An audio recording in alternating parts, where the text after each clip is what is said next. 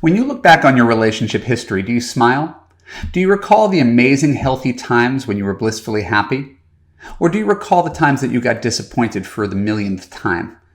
When you have a checkered relationship history with men, the answer is probably both.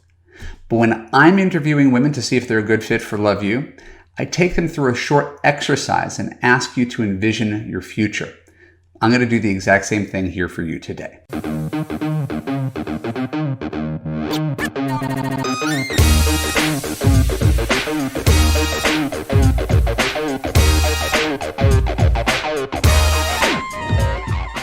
My name is Marc, Katz, dating coach for smart, strong, successful women and your personal trainer for love. Welcome to the Love U podcast. Stay to the end of this video to discover what it feels like to be happily coupled up and how to get there. When we're done, I'll let you know how you could apply to Love U to create a passionate relationship that makes you feel safe, heard, and understood. So when I launched Love U a few years back, I did it for a mass number of people. I had 300 people going through the course at the same time. I did a big launch. It was exciting. The calls were really engaging, but they were big. I felt like I was projecting to a ballroom. Now the way I do Love U is that I take people through the process myself. Weekly group coaching calls that take place on Tuesdays, Wednesdays, for about 2 hours at a time. So everybody gets a lot of personal attention. We get to go really deep on those calls. And the reason I share this with you is not as a sales tool. It's because most people enter their love life without a plan, without any structure. It's the definition of insanity, doing the same thing over and over and expecting different results. And so when I interview people to decide if they are qualified to be in Love U, you book on my calendar, you go to Love U and click on the apply button on Love U, you fill out an application, and if you're qualified, you could book a phone call with me. And here's what we do on the phone call. I'll be completely transparent with you. I ask you these questions, and I'm going to do it with you right now. I would encourage you to write down the answers to these questions. Right? Not in preparation for a Love U interview, but as real food for thought. You guys ready? So the first question I ask is why now instead of 6 months ago or 6 months from now? Because when people sometimes reach out to me, they're feeling some pain. Maybe they suffered from a recent breakup. Maybe they're celebrating a birthday. Maybe it's a holiday and they're looking at their life. It's the New Year, Valentine's Day. There's something that spurs them into action. But you have to be really available for love. Dipping your toe into the waters of online dating, swiping right on 1,000 guys, going out willy-nilly with every guy who texts you. Right? That's not a strategy. There's no thought behind that. That's what most people do. So before anybody comes into my course, I really want to make sure that they're doing it for the right reasons, that they have the intent of getting into their blind spots, right? Confronting their blockages, overcoming their fears, right? And have the desire to succeed in the long run. So it's important to align yourself with your desire. So ask yourself, if you're stuck in your love life, why do something now instead of kick it out for 6 months? Or why didn't you do this before? What is it about now that's making you say, I want something different? Next, what does it feel like to be single when you want to find love? Right. My clients are super cerebral. I usually get like an answer from up here, and I'm asking you to bring yourself down into your heart. You're a smart, strong, successful woman who is everything but the guy. What does it feel like to have accomplished everything in the world, to have a happy life, to have friends, have a job, have a home, to have all these things? I'm not asking you to decry your life or deny that you have a measure of happiness. Of course you do. But when we really dig a little bit deeper and get into our feelings, what does it feel like to have everything but the guy? Is it confusing? Frustrating? Are you afraid? Maybe it'll never happen for you. I don't want to put words in your mouth, but I want you to consider your feelings, because we sometimes keep so busy that we never even get to look at our feelings about what it's like to be single, to be alone.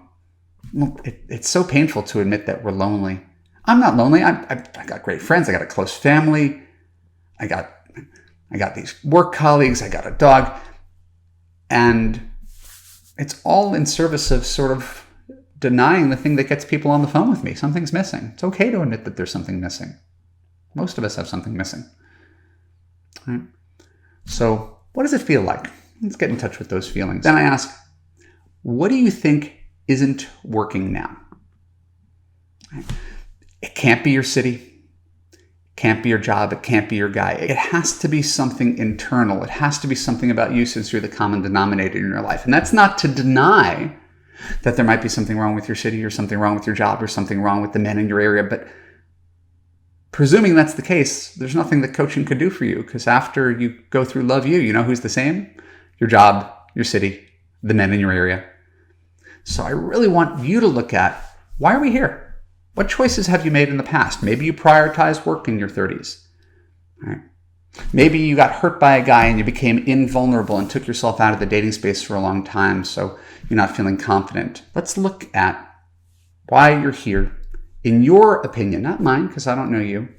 What's not working in your love life that we need to look at together to get you results? Our next question: why do you want a relationship? Now, usually when I ask, why do you want a relationship, people come back with what they want.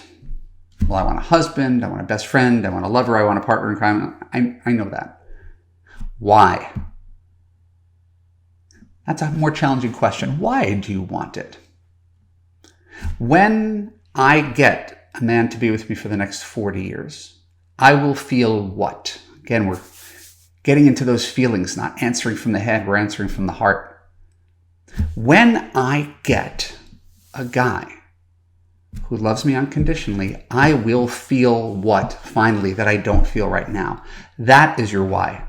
It's the emotions behind why we're doing this. It's not, I just want someone to travel with. I need companionship. I need sex. I know what you want. That's the what. I want to know why you want it. And that why is usually what you're missing right now. Right? That's why. I want to feel accepted by another human being. And that was what was hard for me when I was single. I found a lot of women that I liked. I couldn't find anybody to accept me.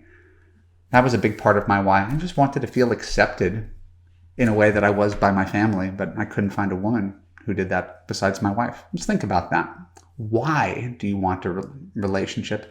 When I get a relationship, I will now feel what? And then, this isn't an official question, but when the tone strikes me, I will ask potential Love You clients, have you ever been in a relationship where you felt emotionally and unconditionally loved? And unconditionally means without condition.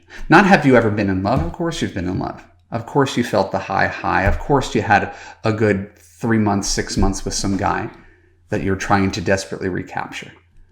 But I'm talking about the kind of love that is enduring and safe. The term we use always here is safe, heard, and understood. And maybe you wouldn't be surprised at the number of women I talk to who are in their 60s who could look at me straight in the face on a Zoom call and say, I've never had an adult relationship with a man who made me feel safe, heard, and understood. I didn't feel that from my parents. Didn't feel that with my first husband. Haven't felt it with anybody that I've dated since. I mean, I've been in love. There were guys I really liked. I was engaged once. But that feeling that you talk about, the love that you described that you have for your wife, that she has for you, the one that's like familial, the way you love your children unconditionally. They could do anything and they would feel safe in our family. Have you ever felt that with a guy? And for most people, unfortunately, the answer is no. They felt in love, but they've never felt unconditionally loved. Now, if you have, that's great. It means you have something to draw on. It means you've climbed to that mountaintop and you know what it feels like when someone really has your back. And you can do anything and he'll still be there for you. And if you know what that feeling is like, you know it exists and you know where we're trying to head. If you don't know what that feeling's like, this concept might be foreign to you. This thing I'm talking about, that I was on Facebook the other day and I had people telling me, the thing I'm talking about doesn't exist. This is what they're telling me. The thing that I have doesn't exist. The thing that my clients get doesn't exist. No, it hasn't existed for you because of perhaps how you're raised or some insecurities that you have or some choices that you've made you might not have experienced, but that doesn't mean it doesn't exist. And that's what I want to remind you. Talk about this in my Believe in Love program. If you don't believe that the thing I'm talking about is real, I can't help you get it. You have to believe that what I'm talking about is real for you, not just for everybody else in the world. It is real for you. But if you've been limiting yourself to a certain kind of guy, well, it is by definition a limiting belief. This is all there is in men. The only kind of men out there are cheaters. The only kind of men out there are selfish. The only kind of men out there are liars, losers. It's not true. That's the subset of people that you've chosen consciously or unconsciously to date. Now that we've established that, and I write this all on a little Post-it note. You get on the phone with me, you'll see me and my Post-it notes right here. I ask, what would you like to see happen in 6 months? Where would you like to be? What would you like to have? What would you like to feel when we go through Love You? You go through the course, you connect with women in the community, hundreds of other smart, strong, successful women. You get to know me. I shepherd you through your love life, answer all your questions. If we could plant a flag and say, this is where I want to be 6 months from now, what would that be? And almost everybody gives me the same answer. And this is the reason I'm doing this podcast and video today, is to get to this point. Everybody says that they want the same thing in 6 months. They want to be in a relationship that has long-term potential. They don't want to be married in 6 months because they know that's kind of cockamamie. Right? But they want to be in a relationship with a guy where there's a good chance at a future, and they're both on the same page, and they're exploring whether it makes sense to get married down the road. Right? That's a great answer, and that's a reasonable answer. That's an achievable answer. And then I ask, and this, again, I really want you to do this with me, right? Not right here, right now. But I want you to think about this. I want you to write this down. 3 years from now, you're still with the guy that you met when you were with me in Love You. Right? The guy that you met while we're in this course, he's still there. You wake up next to each other. Saturday morning, 3 years from now, no coronavirus. Walk me through a day in your life. Tell me, like I'm a fly on the wall, I'm holding a camera. What am I watching if I'm watching you two on one random Saturday 3 years from now? And the reason I'm telling the story is that everybody says the same thing. It's beautiful, actually. Not because it's cliches are cliches for a reason. So I took the liberty of writing this down, but I don't need to read it, but I took the liberty of writing it down. Wake up on Saturday morning, make love, have a leisurely breakfast, get coffee, read the paper, talk about what they're going to do for the day, go on a walk or a hike or to the gym or on a run. Go out to lunch, maybe separate, do some errands separately, or find a daytime activity like a museum or a farmer's market or a festival to attend by day. Nighttime is either going out to a nice dinner with another couple, having friends over, right? Or just staying home to cook, watching a movie, cuddling before falling asleep in each other's arms. Wash, rinse, repeat. I've done 1,000 of these calls. No one's really deviated from that story very much. Most people's love story don't involve a guy on a white horse or a guy with a private jet. It's that. It's connected. It's easy. It's fun. There's a ton of togetherness, room for separation, other people in the mix, and it flows. It's not work. It's joy. Now, some people struggle with this exercise. And I ask them to picture their life in 3 years. They draw a blank. Why are they drawing a blank? Because they haven't experienced it before. It remains in the realm of fantasy. I can't even imagine having a day like that. I'm almost afraid to say it out loud. It seems silly to talk about this. Some people have been waiting for this moment their whole life. It pours out of them. They give me every detail of the day. And again, then there's some people who just virtually shut down when asked to think about their future. And the reason I find this exercise telling and important is we're putting a point in the GPS. You don't get in your car and just drive indefinitely somewhere. You get in the car, you point in the GPS, and that's where you're headed. In order for me as your coach to get you there, we need to know where you want to go, what it looks like, what it feels like. So that's our North Star. How can we possibly get there if you don't know where you want to go? So I ask you to describe your dream life, to really step into it, to actually feel it. And when people embrace this little exercise and tell this story, you could see their faces light up. In the beginning of the call, we're talking about all the mistakes we made and all the time we wasted and all the guys who hurt us. And then you start to dream about what it looks like. And you realize this dream is a very achievable dream. There's nothing fantastical about it. This doesn't require anything special. You don't have to be special to have this life.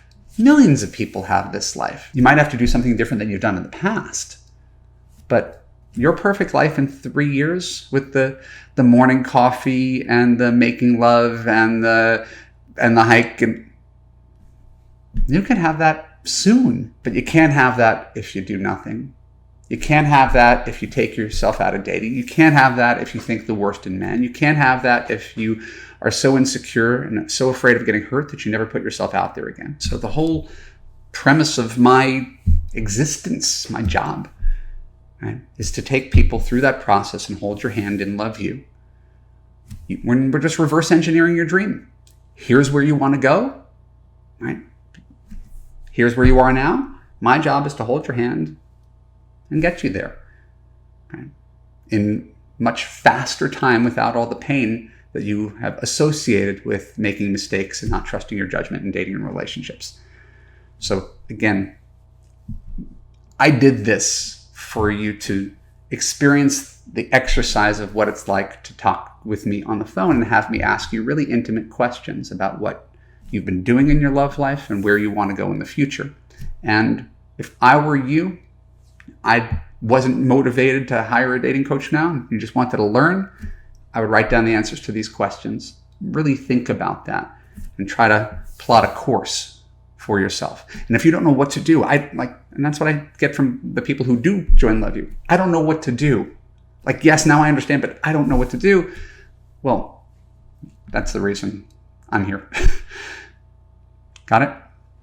So my name is Marc Katz. Thank you for tuning into the Love You podcast. For more episodes like this on YouTube, click the subscribe button, ring the bell to ensure you get notified whenever new content comes out. And if you're listening to the audio podcast, please scroll down below to leave an honest review on Apple. It means the world to me because more reviews means more awareness of the Love You podcast, and it means more love in the world for women. Thank you so much. I look forward to talking to you soon.